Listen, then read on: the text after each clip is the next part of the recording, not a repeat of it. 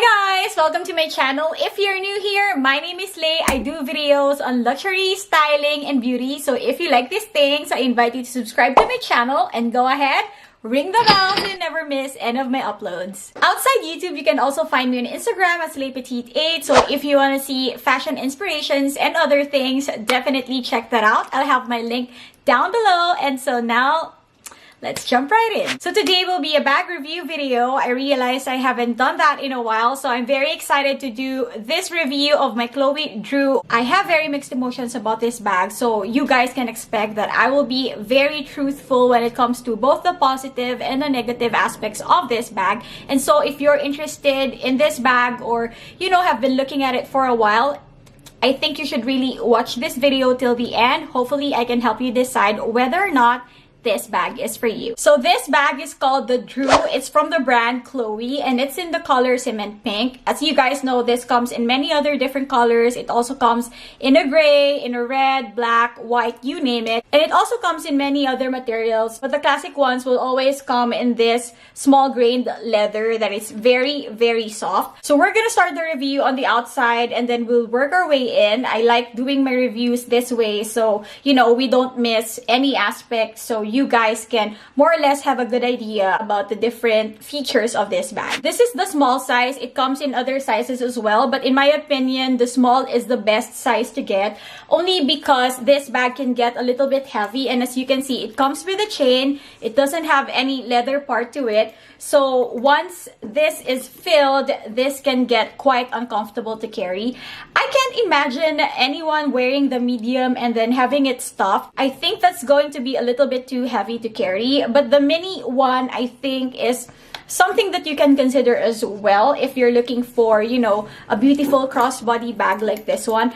I have nothing negative to say about how this bag looks because I just really like the look of it. I love the gold hardware. I really love the shape. I love the size. And again, this is like a jewelry to an outfit. I mean, you can wear something really plain like this shirt that I'm wearing now and wear a pair of jeans, maybe, and sneakers, and then wear this bag.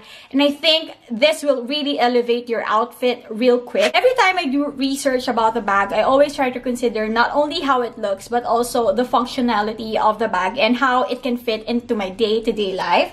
And yeah, I can't say anything bad about how this bag looks. It's just really one of the most beautiful bags that I have in my collection. All of the Chloe Drew bags come with gold hardware. I haven't seen any version with a silver or any other kind of metal.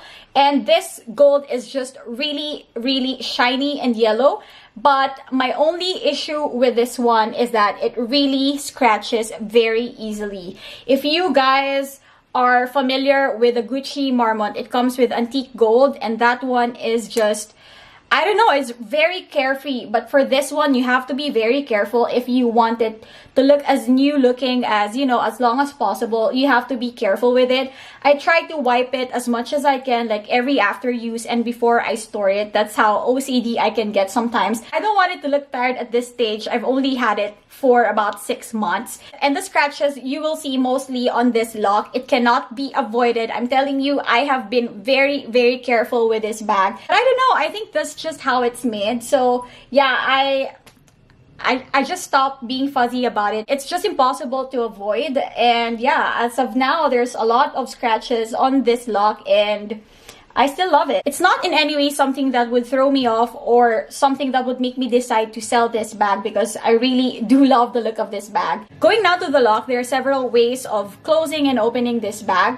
So as you can see, there's this stick right here connected to a short chain which you put inside, so you can, you know, wear the bag like this, or you can just remove that and then just let it hang like so. I rarely do it this way because when this bag is filled and you just, you know, simply put the lock this way, this lock could open, especially if, you know, this lock is not turned. But if you want this to be, you know, just dangling right there, what you can do is to just twist this lock sideways, and that way the lock is secured.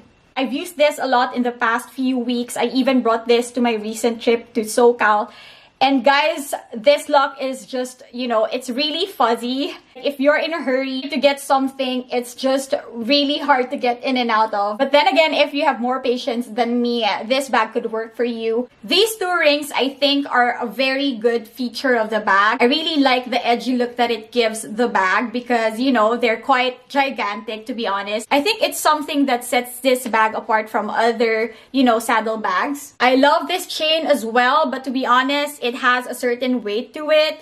I'm not gonna say that it's light, but it's, it's definitely on the heavier side. So I don't recommend to use this bag if you're gonna be carrying a lot, or if you're gonna be carrying something small but very heavy and you're gonna be walking all day. Guys, I'm telling you, this thing can just dig into your shoulder, especially now that it's spring, or if you're gonna use this in summertime and you're gonna be wearing less layers of clothes.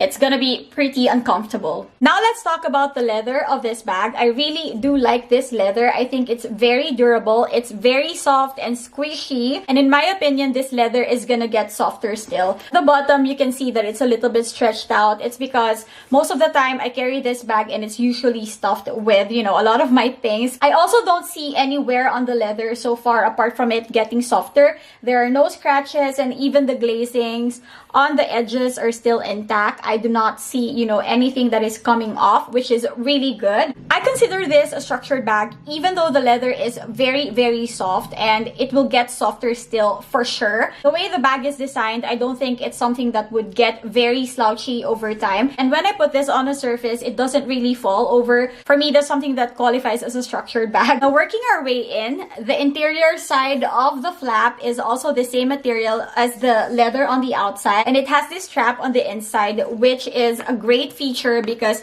it keeps this part of the bag from sagging, keeping the shape of the bag. Again, it has one interior pocket that is quite generous. This can fit a card holder. This can fit a phone if you're carrying a smaller phone. The entire interior of the bag is lined with suede. As you can see, it doesn't really have any other lining. I understand some of you might think that suede is a little harder to maintain, but I haven't had any issues with the interior of this one so far. I usually just wipe the interior of my bag every time, I'm done using it, and then I have to store it. But scratches are something to be expected because, as you know, suede is quite a delicate material. But yeah, it's not something that really bothers me. I can see some discoloration on this part. I don't know if the camera is gonna catch that, but it's right here. It's showing like a yellow mark right there. I'm not sure where it got that. Now, in one of my videos, I mentioned that one side of the bag just always pops out, which really drives me crazy. And it was something that almost make me, not love this bag the way I love it now. But I found a solution to that. So I just simply use this, chip bag clip and just kind of squeeze the bag like so. And I just do this every time I store the bag. And I find that doing this really helps because I do like the symmetry of the bag. So every time that other side is, popping out, it just really throws me off. I don't know if it's a common thing, but that's what happens to my bag specifically. Sometimes when I look at this bag on the pre-loved market, I would see that this bag really has a tendency to look a little bit asymmetrical because of one side popping out. This bag retails for $18.50, and in my opinion, that's a bit pricey for something that, has a lot of fuzziness that comes with it. And so from the very start, I was firm that I will never get this at full price. I did get this bag at Poshmark. It was brand new, but I got it for less than half the price, which, in my opinion, makes this bag really worth it. But again, still a very beautiful bag, something that I would still recommend you get if you're looking to, have a variety in your collection, because I think this bag looks quite different in, the many bags that other brands offer. And so there's that. So that's it for this video. Thank you so much for watching. If you like this video, please do give it a thumbs up, and I'll see you guys next time.